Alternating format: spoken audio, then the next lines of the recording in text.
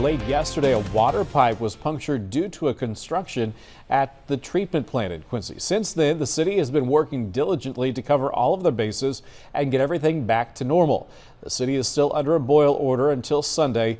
Representatives say it's more important to conserve water until the city's levels are back to normal right now. While all stations are up and running, they say there could still be limited water in certain areas, as well as a potential health risk. While the risk is low, there is potential risk anytime you have one of these events. So the water does need boiled. People need to abide by that boil order or get bottled water.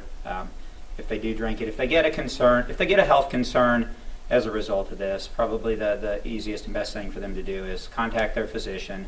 Or all the areas of the city should be receiving water.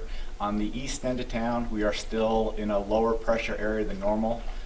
Like the mayor said, it's the highest elevation, and we were kind of filling districts as we go up the hill. So as the lower districts fill, that helps boost the pressure in the upper districts. And we're getting word tonight the east side of town is seeing more water pressure. And while conserving water is still a priority, citizens are encouraged to still bathe and do their laundry as normal.